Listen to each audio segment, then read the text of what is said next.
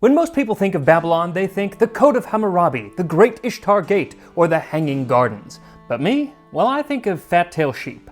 And today I'll be making a broth of lamb that originally, in 1740 BC, may have included some fat-tailed sheep. So thank you to Crowd Cow for sponsoring this video as we travel back 4,000 years to dine as Babylonians. This time on Tasting History.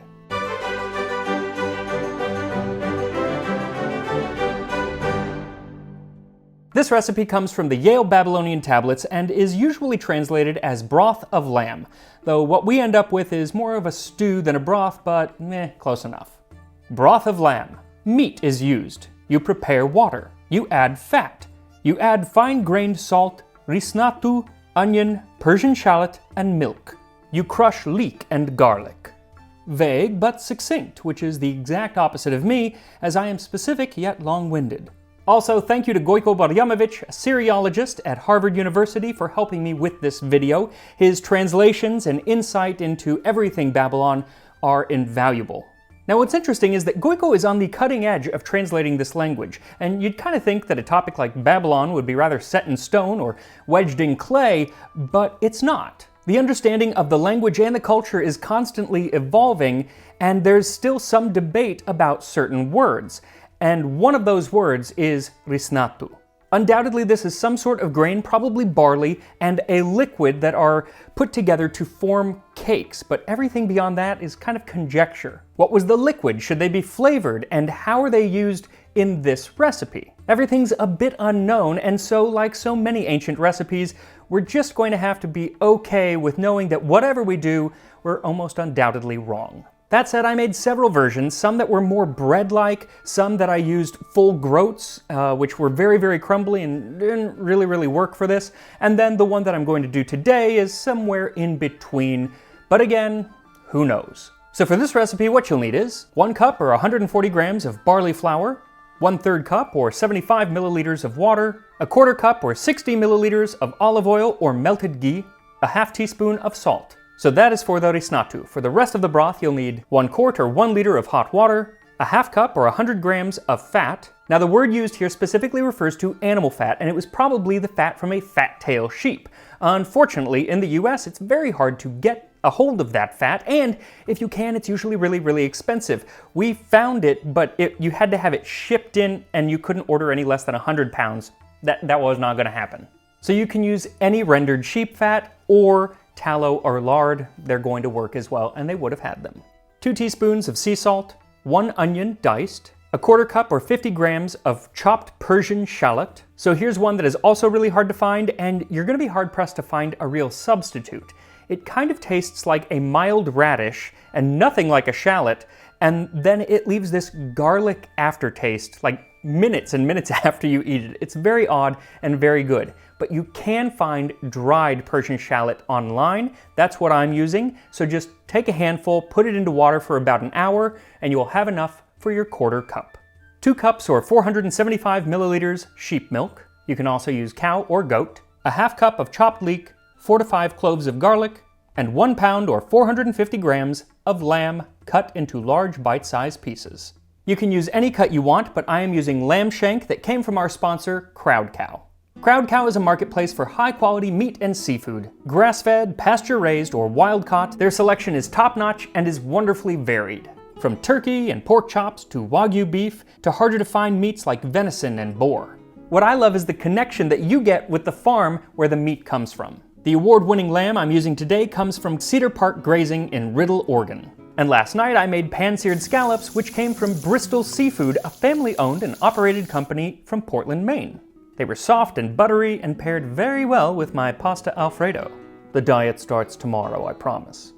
And with the craziness of the holidays coming up, Crowd Cow is a wonderfully convenient way to get all of your holiday meat. Everything is vacuum sealed, frozen at peak freshness, and then sustainably shipped to your door. Become a member for free and save 5% off of everything you add to your box. And for a limited time, they are offering new members $100 worth of free meat plus free shipping when you sign up and order using my link in the description below. Now back to the lamb.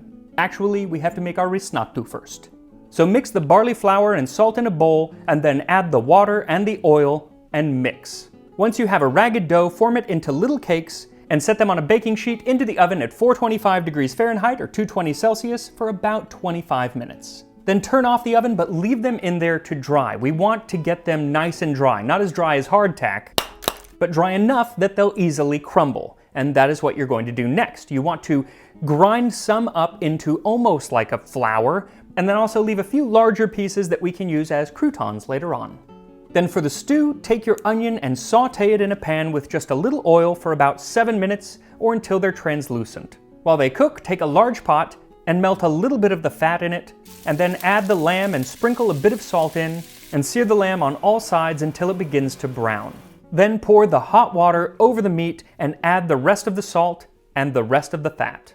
Bring it to a boil and then lower the heat and let it simmer for about 5 minutes.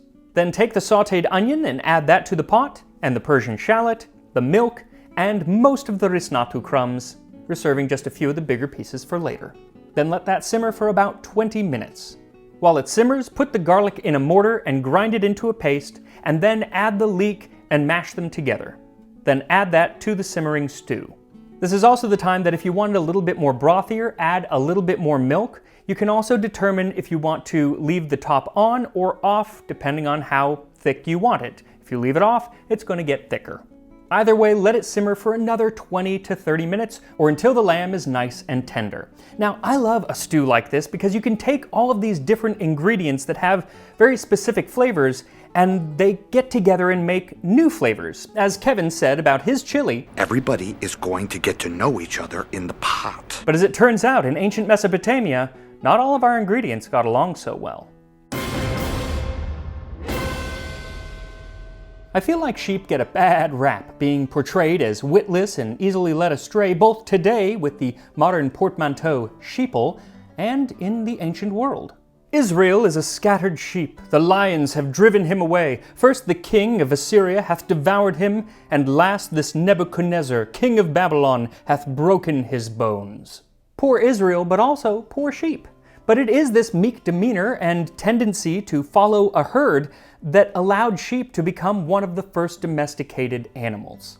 Other than dogs, who were domesticated long before, sheep and goats were some of the first animal companions for humans. And as a wonderful source of milk, meat, skins, and later wool, sheep became a contributing factor that led people to be able to settle into civilization. The first people who settled what would become Sumer were likely sheep hoarders and herders. Sheep herders.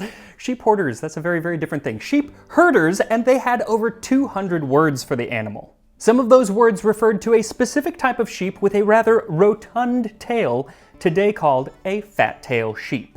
These sheep obviously provided milk and wool and meat, but their tail provided a buttery, soft fat that was very popular in cooking in the Middle and Near East for a very long time. The earliest depictions of fat-tailed sheep are from 5,000 years ago during the Uruk period, and the prize for the best description of a fat-tailed sheep goes to the 5th century BC Greek historian Herodotus, who wrote, "They have long tails no less than 4.5 feet long, which, if they were allowed to trail on the ground, would be bruised and develop sores.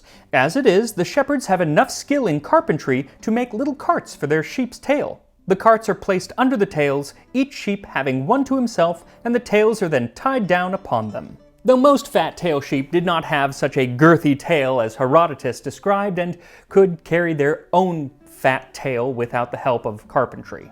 Now these and other sheep were prized in Sumer and ancient Babylon, often being used as currency and appearing in many of their dishes. Though their relationship with grain, another one of our ingredients today, started out a little bit rocky. That is according to the Sumerian creation myth written on clay tablets in the 3rd millennium BC. See, in the beginning of the world, people on Earth had no bread, no meat, and no clothes, and they went around naked, grazing on grass and drinking water from ditches. But the Anuna, or great gods, sat on the holy mound where heaven and earth met, and had massive feasts. Well, one day, for one of the banquets, they decided to create sheep and grain.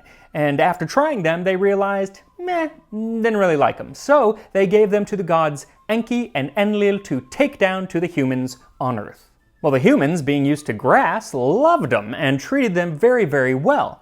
And grain and sheep, they made the people wealthy in trade, they fed them, they clothed them with wool. It was really great, and Enki and Enlil could not have been happier. But one night at dinner, Grain and Sheep got a little tipsy. They drank sweet wine, they enjoyed sweet beer. When they had drunk, they started a quarrel concerning the arable fields and began a debate in the dining hall. Grain called out to Sheep, "Sister, I am your better. I take precedence over you." Rude and uncalled for. So Grain goes on to tout some of her accomplishments and gives all these mean little put-downs to poor Sheep. It was kind of like that insult dinner that Pan and Rufio have in the movie Hook. Well, Sheep doesn't take this lying down and says, you know that I am the leather that kings emboss their emblems on. I'm also what they use to make slings and quivers for their arrows to keep them safe, and they use my stomach to hold water and my skin to make sandals. A little morbid, but there you go. But Grain just smiles and says, when the beer dough has been carefully prepared in the oven and the mash tended in the oven, Ninkasi, the goddess of beer, mixes them for me while your big billy goats and rams are dispatched for my banquets. Bangarang, Rufio. Hard to top beer. And I do plan on doing a Sumerian beer episode where I make Sumerian beer, so be on the lookout for that. Anyway, Sheep takes it in stride and is like, you forgot meat. I am meat. Everybody loves meat. You just get ground up into flour, and when you fill the trough, the baker's assistant mixes you and throws you on the floor. And the baker's girl flattens you out broadly. You are put into the oven. When you are put on the table, I am before you. You are behind me. So Grain, feelings hurt, even though she started it, goes to Enki and Enlil and is like, you have to decide which one of us is better. But before you do, I have one more thing to say to Sheep.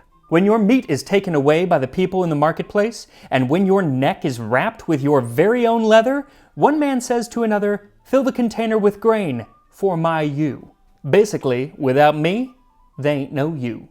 Well, Enki says, Sheep, Grain, you're sisters, you're supposed to get along, and we love you both equally. However, since you asked, of the two, Grain shall be the greater. Let Sheep fall on her knees before Grain. From sunrise to sunset, may the name of Grain be praised. Terrible parenting. You're never supposed to admit that you like one more than the other, even if you do. Right, Mom? And that had to have scarred poor old Sheep. That childhood trauma is probably why they are so meek and timid to this day. Though while their demeanor may be subdued, their flavor is definitely not, as will be shown by our stew. So once the stew is cooked long enough that the meat is nice and tender, dish it up and sprinkle on a few of those risnatu croutons. And for added punch, you can garnish with a little bit of chopped leek. And here we are, Babylonian broth of lamb. I have to say, it's not the prettiest dish. It's kind of odd because it's like the milk somewhat separates, but also it's not entirely separated, and there's a lot of fat in it. It's not terribly pretty, but it smells quite good. Let's give it a try. I'm gonna try to get some of the risnatu croutons. Here we go.